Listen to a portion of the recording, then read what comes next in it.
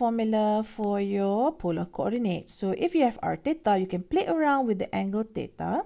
Okay, so for r, you can play around with theta plus 2 pi k. Okay, you can play around. You can have it 1 cycle, 2 cycle, or you can have a negative value. You can go back 1 cycle. Okay, because k can take any value of your integer. For minus r, if you want to achieve minus r, you can take from your theta, you can plus pi, and then you can plus another 2 pi k. Now let's see here, plot a point P with polar coordinates 3 pi over 3. So originally you have the point 3 pi over 3. Let's draw it here. Open up your axis. And then pi over 3 is in first quadrant. So whenever you stop, that is r positive. So this is the line here. So we wouldn't change this line now because now this is your P, 3 pi over 3. What happened is we want to find other polar coordinates r theta of the same point P. Alright, so the point is still in the first quadrant, but we want to change the characteristic of it.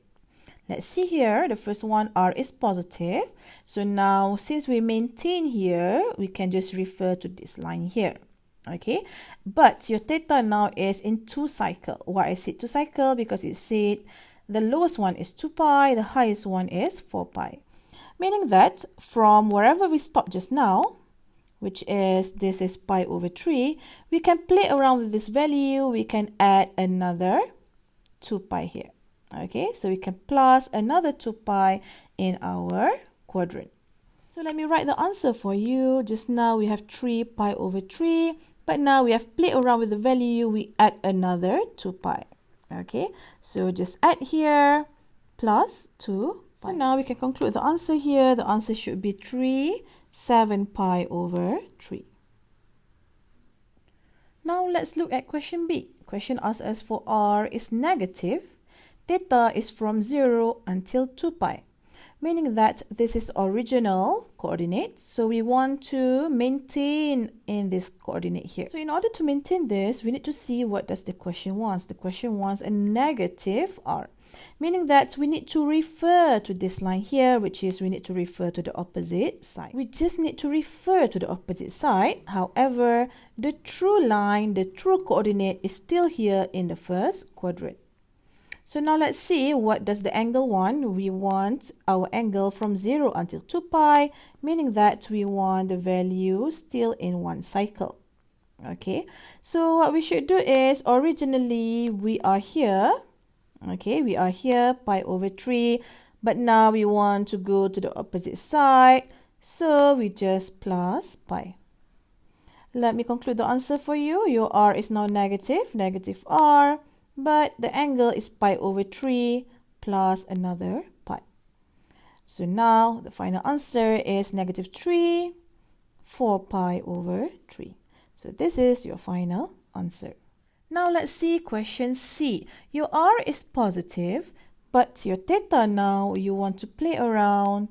It's from negative to pi until 0, meaning that you want to go back 1 cycle. Okay, because the angle now is negative. So you want to play around with the value. We want to go back towards the -2 pi. Okay, we want to go back 1 cycle. So let's see here, we want to maintain this point P here, and your r is positive, so we don't need to refer to another point, only this point here. So let's play around with the angle. Originally, you are here, pi over 3, but now you want to play around with negative values, so we go back 1 cycle. This is -2 pi. So let me conclude the answer for you. Your r is positive. Your theta originally is pi over 3, but you want to play around -2 pi.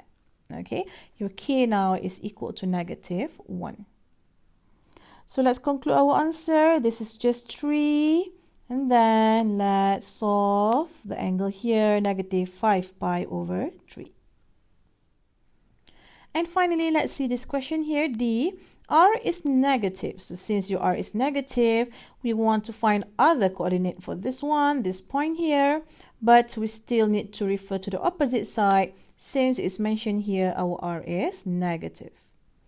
So now let's look at our angle here.